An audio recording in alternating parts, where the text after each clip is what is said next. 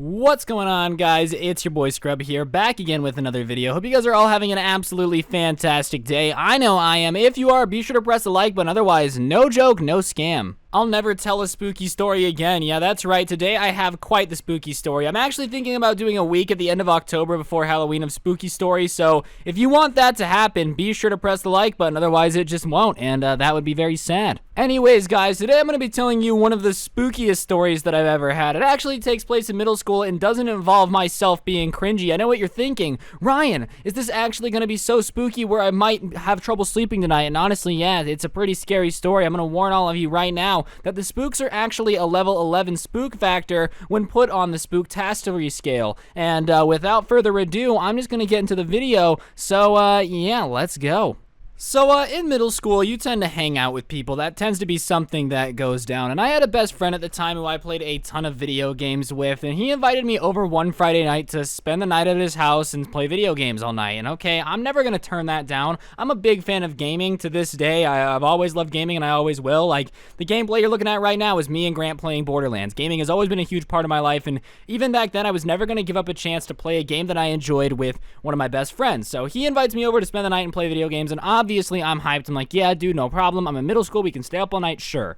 So we go, we get Monster energy drinks. We're ready to game all night. We are good to go. And as expected, we stay up basically all night, which, you know, doesn't matter most of the time, except the bathroom that was in his house was right near his parents' room. And the only time we were getting in trouble during the night is when we would wake them up when nature called, because when you're hyped and on adrenaline after, 8 hours of Call of Duty and Monster, you're not exactly quiet when you're going to the bathroom. So every now and then, we would just get in trouble by waking them up. So a couple hours into the night, I think it was around midnight, his parents basically said, hey, just go out the basement door and pee outside. It's no big deal. They had a ton of land. They lived right on the edge of town, and there was basically just desert after his house. So they were like, look, just go out the basement door. Their house was like built into a hill, so you walked in on the first floor, and then the basement was like had a door out onto the back. I don't know if what I'm describing makes sense, but basically you could get outside into their backyard from their basement because the house was built on a hill. So they basically tell us that it's important for us to just go outside because we keep waking them up and they don't want to be woken up anymore, but they want us to have a good time. So,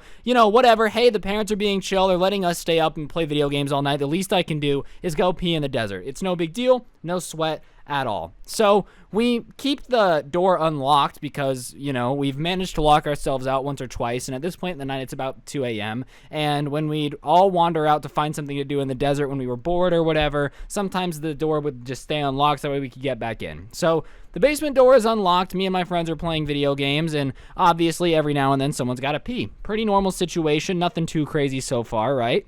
So that night, his older brother comes home and keeps coming in the basement door and messing with us. So basically he would come in from the basement door, come up, because we were at like the top of the basement right by where you would go in, and there was another door, and he would be like, make a ton of noise and scare us or whatever. So basically we lock the basement door just to mess with him. So now you can get into the basement, but you can't come up onto like the main floor of the house. We locked the door in between the basement and the door of the house. So I mean, he did have a key. He could get in. They were like both locked, but at least he would have to use his key and we could hear him, and that would keep the older brother from like scaring us because he was just kind of pushing in the door.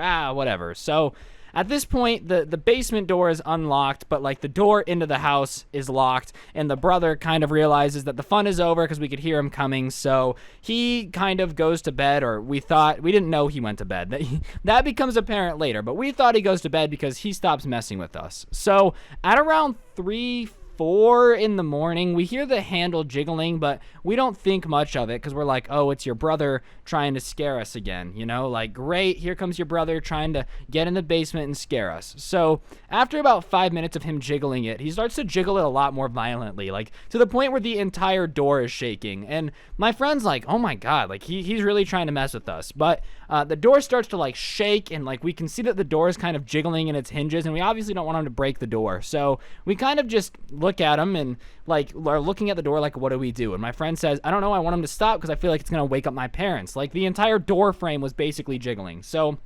everybody's just kind of trying to figure out what to do. So I walk over to the door and I bang on it, and I'm just like, stop, like knock it off. Like, you're not funny, okay? Sorry. You're just going to wake up your parents, and then we're all going to get in trouble, and nobody wins in that scenario. We're going to have to go to bed. You're not going to get to mess with it anymore. So can you just stop? And I yell it through the door, and there's no reply. And my friend's kind of like, yeah, whatever. You yelled at him. He's probably not going to respond because older kids don't like getting yelled at by their friends like 12-year-old brothers, all right? If I was 16 and a 12-year-old yelled at me to stop because I wasn't funny, I think I might take a slight ego hit too. So nobody responds, but the jiggling stops, and we're like, perfect, no big deal. So it's quiet, and there's no more response. The handle doesn't jiggle anymore. So I go back, I pick up the controller, and we start playing games again, no sweat.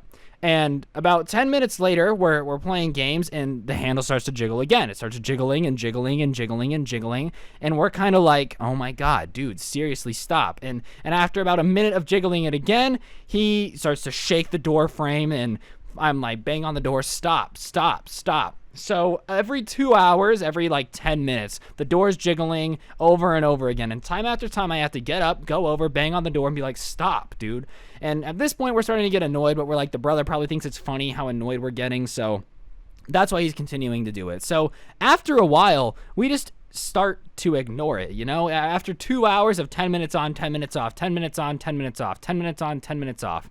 So we start to ignore it. But it starts again a little bit after we start to ignore it, and this time it keeps going for like 30 minutes. And I don't know if you've ever heard a door handle jiggle for 30 minutes violently, but it is not a settling feeling. And we're kind of like, your brother is weirdly dedicated to shaking this door, but whatever. At this point, it's about 6 in the morning. No sweat, I guess. We're all starting to get tired, and you get used to a noise after hearing it for about 2 hours straight. So this door has been jiggling nonstop all night, and we think it's his brother down there just trying to scare us, give us some good old spooks, that type of thing. And look, I get it, scaring kids is funny, but you've got some real dedication to shake a door handle for like 4 hours when the kids are just banging on the door and telling you to stop. Like, that takes an awesome level of dedication towards scaring people that we're not really super scared. Like, no one's really shaking at the idea of you shaking the door handle that much.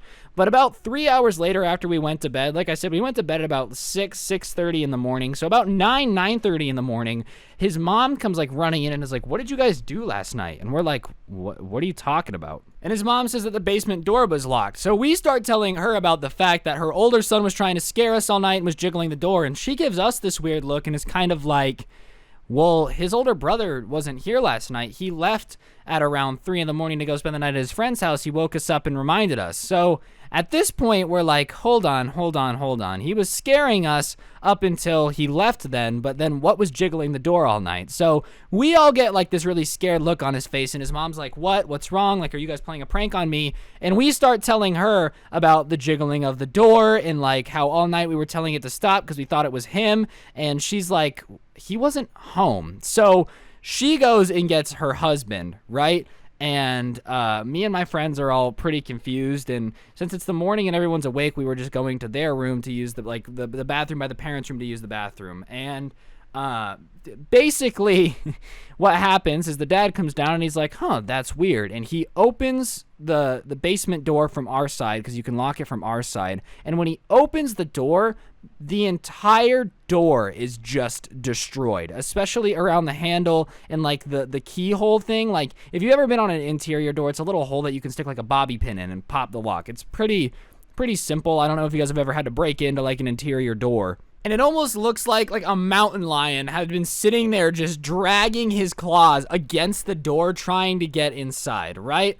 And we're like, what is going on? And the dad looks at us and is like, what happened? You know? And we're like, dude, I'm telling you, we didn't do this. We thought it was him trying to get in. We didn't think about it. It would jiggle and scratch and see what was going on, but we didn't think anything of it. And he's like, okay, seriously, did you guys try to pop it? And he can tell by the look on all of the kids' faces, me and my friend and our other friend, that like we had nothing to do with this. We did not have anything to do with trying to break in. So at that point, the dad's face just goes white, like white as a sheet. And he runs upstairs and tells us to like close the door and lock it again. So we close the door and lock it. And about 30 minutes later, the police come over. And come to find out, I guess apparently last night when the door was jiggling and someone was trying to get in, it wasn't his brother trying to mess with us. It was somebody trying to break into the house, all right? So apparently This has been happening at their house multiple times, and it had just been on the basement door to go outside, not the dividing door, and that door's way heavier.